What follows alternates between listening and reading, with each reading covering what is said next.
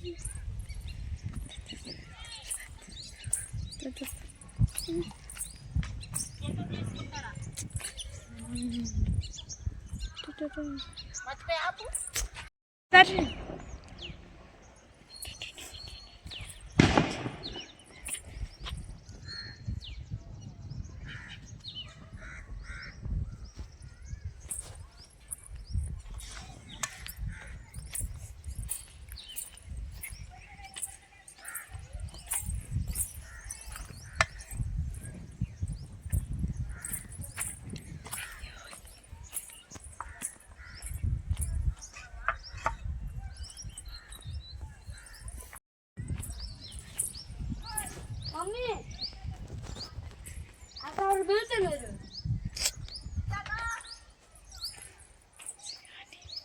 Friends, how are you? ఏం చేస్తున్నారు? బాగున్నారా? ప్రైజ్ లాడండి. చర్చికి వెళ్ళారా ఈరోజు నేను మా ఊరు వచ్చానండి. మాది ఇది ఇప్పుడు ఇలా కనపడతా ఉంది కదా, ఇదంతా మా బరగొడ్లు కష్టమండి, రేకుల షెడ్డు. అందుకని పని చేసుకుంటున్నానండి. ఏం చేస్తున్నారు? చర్చికి వెళ్ళారా అండి? చర్చికి వెళ్ళకపోతే మన బైబిల్ గ్రంథంలో ఒక మాట ఉందండి. ఏంటంటే, దేవుని మందిరంలో ఒక దినము గడుపుట 1000 దినముల కంటే శ్రేష్టం అని చెప్పాడు కదా. అది గుర్తొచ్చిందా? దేవుడి మందిరానికి మనము ఒక్కరోజు మిస్ అయినా 1000 రోజులు మిస్ అయినట్లే. 1000 రోజుల ఆశీర్వాదాన్ని ఒక్కరోజు మనం వెళ్ళకపోతే మిస్ అయిపోయినట్లేనండి. ఈరోజు దయచేసి ఎవరైనా వెళ్ళకుండా ఉన్నట్లయితే నెక్స్ట్ వీక్ మిస్ కావద్దండి. విన్నారు కదూ?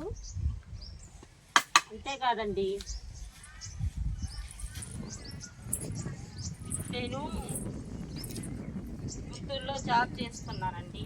స్టాఫ్ నర్స్గా చేస్తున్నాను. రీసెంట్గా అక్కడ జాబ్ వచ్చిందండి. అయితే మా ఊరు ఇదేనండి, పల్లెటూరు, పక్క పల్లెటూరు. అయితే కనపడుతున్నాడు కదా, ఆ బాబు మా అబ్బాయేనండి. పేరు సాత్విక్.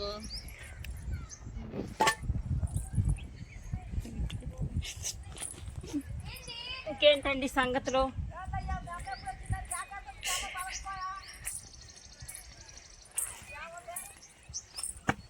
మందిరానికి వెళ్ళారా అండి? వెళ్ళారని నమ్ముతున్నాను. ఎందుకంటే ప్రతి ఒక్కరికి తెలుసు, ఆదివారం మందిరానికి వెళ్ళకపోతే మనం ఎన్ని దీవెనలు కోల్పోతాము.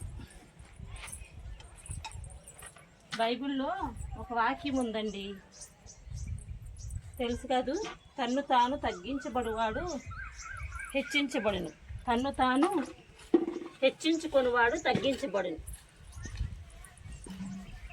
ఆ వాక్యం గుర్తుందండి. నేను కొంచెం ఒక 5 నిమిషాల క్రితం రీసెంట్గా నాకు జాబ్ వచ్చింది కదా, అందుకని నేను నేను ఈ పేడకలు తీయాలా, ఏం చేయాలి? పేడకలు తీయాలంటే నాకు చిరాగ్గా ఉంది అనిపించింది. కానీ మనం ఏ స్థితిలో నుండి వచ్చామో ఆ స్థితిని మర్చిపోకూడదండి.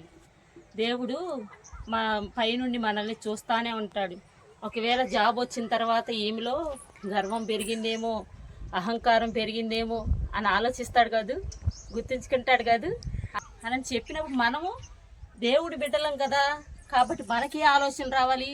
మన హృదయంలో ఉన్న పరిశుద్ధాత్మ దేవుడు ఏం గుర్తు చేయాలి? మనకి వాక్యం గుర్తు చేయాలి. అదే ఇప్పుడు చెప్పాను కదా, తన్ను తాను తగ్గించబడేవాడు హెచ్చించబడును.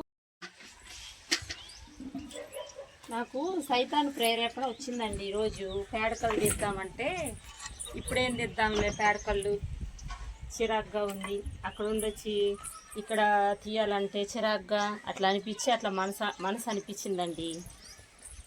అలా మనసు అనిపించింది నాకు. అలాగా తీయొద్దులే, ఏం తీస్తావులే అలా తెప్పించినప్పుడు మనం మన పరిశుద్ధాత్మ దేవుడు, మనలో ఉన్న పరిశుద్ధాత్మ దేవుడు మనకేం గుర్తు చేయాలి? అదే ఇందాక వాక్యం చెప్పాను కదా, తన్ను తాను తగ్గించబడివాడు హెచ్చించబడును, తన్ను తాను హెచ్చించుకొని వాడు తగ్గించబడును అని వాగ్దానం గుర్తొచ్చిందండి. అప్పుడు నా మనసులో ఏమనిపించింది, ఎలాగైనా నేను సైతాన్ని ఓడించి తీరాలి. సైతాన్ని నా ముందు గెలవటమా? నేను దేవుడి బిడ్డను కదా, నా డాడీ యేసయ్య కదా, నేను ఎట్లాగైనా డాడీని గెలిపించాలి అన్న ఆలోచన వచ్చి వెంటనే మనసు మారిందండి. పరిశుద్ధాత్మ దేవుడు నాకు ఆలోచన తెప్పించాడండి. Thank you daddy. అంతేకాదండి, మనము ఇలా మనలో మనం తగ్గించుకొని పనులు చేసుకోవటం వల్ల నాకు ఇంకొక ఆలోచన కూడా వచ్చిందండి. ఫర్ ఎగ్జాంపుల్ కాదులే, మామూలుగా చెప్తున్నా. ఇలా నేను పేడకలు తీయటం, కసు జిమ్మటం అలా తీస్తూ ఉన్నాను అనుకోండి, మా హస్బెండ్ ఏమనుకుంటాడు, మా ఆవిడ పాపం అక్కడ డ్యూటీ చేసి వచ్చింది, ఒక్కరోజు కూడా రెస్ట్ లేకుండా డ్యూటీ చేసి వచ్చింది, ఒక్కరోజు కూడా రెస్ట్ ఉంటే ఆ ఒక్కరోజు కూడా ఊరికి వచ్చి నా కోసం పని చేసింది అని అనుకుంటాడు కదా. అని అనుకొని ఏమవుతుంది, ఆయన మనసులో నా పైన గౌరవం, అభిమానం ఇంకా అధికమవుద్ది. అంతే కదా. లేదని నా సాతారు మాటలిని ఏం పెడకలు తెద్దాంలే, ఇప్పుడు దిగిపోతే వాళ్ళే తీసుకుంటారులే అని అనుకున్నాను అనుకో, అప్పుడేమవుద్ది, అతని మనసులో నా పైన గౌరవం, అభిమానం పెరిగిద్దా? దాన్ని బట్టి మనకి వాక్యం అర్థమవుతుంది. కానీ తగ్గించుకున్నా కాబట్టి మా భర్త హృదయంలో దేవుడు స్థానాన్ని హెచ్చిస్తాడు అని అర్థమైందండి. అంతేకాదండి, మరి బైబిల్లో ఇంకొక వాక్యం కూడా ఉందండి, గుర్తు చేయమంటారా? ఏంటంటే ఇర్మియా 33వ అధ్యాయం 3వ వచనంలో ఒక మాట ఉందండి. నాకు మొరపెట్టు వానికి నేను ఉత్తరం ఇచ్చేదను, నాకు మొరపెట్టు వానికి తెలియని సంగతులు తెలియజేతును, మర్మములు తెలియజేతును అని వాక్యం ఉందండి. అంటే ఈ వాక్యంలో కొంచెం ఆ రిఫరెన్స్ కొంచెం ఏమన్నా తప్పు చెప్పానో తెలియదు, కానీ దాని మీనింగ్ మాత్రం నాకు అర్థమైందండి. ఏంటంటే దేవుడితో మన బాండింగ్ స్ట్రాంగ్గా ఉన్నప్పుడు మాత్రమే ఆయన ఏమైనా చెప్పాలనుకుంటే మనకి బయలుపరుస్తాడు. ఫర్ ఎగ్జాంపుల్, నేను నా కొడుకు బెస్ట్ ఫ్రెండ్స్ అండి, చూస్తున్నారు కదా, నా కొడుకు బెస్ట్ ఫ్రెండ్స్ అండి. బెస్ట్ ఫ్రెండ్స్ అయినప్పుడు ఆడు ఏమైనా సరే, ఏ చిన్న ఆడి జీవితంలో ఏది జరిగినా సరే, ప్రతిరోజు ప్రతి పూటకి 3 పూటలా లేకపోతే ఒక పూటకి ఆడు ఏదైనా చెప్పాలనుకుంటే డైరెక్ట్గా వచ్చి నా దగ్గరికి చెప్పి మాట్లాడినప్పుడు ఆడు నాకు ఫ్రెండ్ కదా, మరి ఫ్రెండ్ అయినప్పుడు ఆడు ప్రతిదీ నాతో షేర్ చేసుకుంటాడు ఏదైనా చెప్పి. అలానే నేను వాడికి ఫ్రెండ్ కాబట్టి ప్రతిదీ వాడికి చెప్తాను. అలా చెప్పటం వల్ల ఏమవుతుంది, నాకు నా కొడుక్కి బాండింగ్ బలపడిద్ది కదా. బాండింగ్ బలపడినప్పుడు ఏమవుతుంది, మనకి ఆ బంధం స్థిరపడిద్ది. అంతేకాదు, ఒకరిపైన ఒకరికి నమ్మకం పెరుగుతుంది, విశ్వాసం పెరుగుతుంది.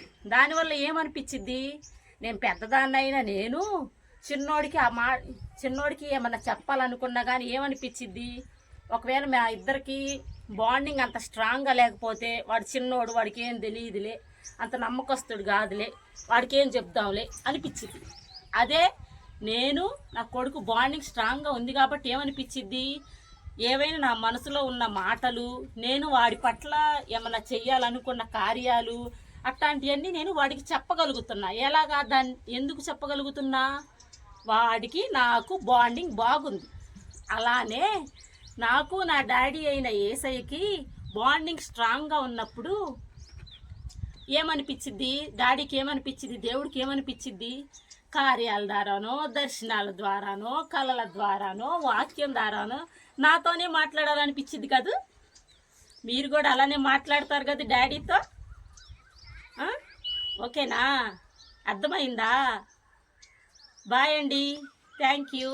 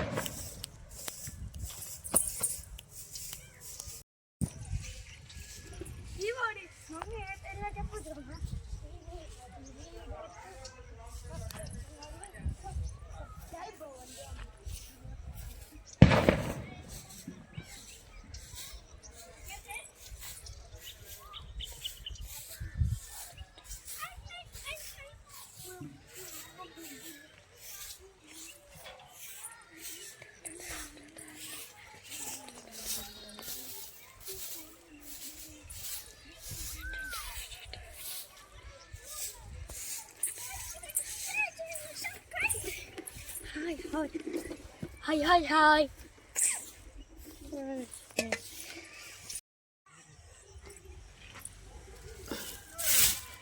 ఆరాధన చేతును అన్ని వేళలా ఆత్మతో సత్యముతో ఆరాధించు. ఆరాధన చేతును అన్ని వేళలా ఆత్మతో సత్యముతో ఆరాధించు. నా ప్రాణ ప్రియుడు యేసయ్యను ఆరాధన చేతును అన్ని వేళలా ఆత్మతో సత్యంతో ఆరాధించు. స్తుతి స్తుతి స్తుతి స్తుతి ఆరాధన. హల్లెలూయా హల్లెలూయా స్తోత్రము దేవా. ఆరాధన చేతును అన్ని వేళలా ఆత్మతో సత్యంతో ఆరాధించు. ఈ వీడియో మీకు నచ్చినట్లయితే లైక్ చేయండి, షేర్ చేయండి, సబ్స్క్రైబ్ చేసుకోండి, గంట సింబల్ నొక్కండి, మరి ముఖ్యంగా ప్రార్థన చేసుకోండి. ఓకేనా? అది మర్చిపోవద్దు, అది ఇంపార్టెంట్. ఓకే అండి, ప్రైజ్ లాట్ అండి. మా ఛానల్కి లైక్ చేయండి, సబ్స్క్రైబ్ చేయండి, షేర్ చేయండి. Thank you.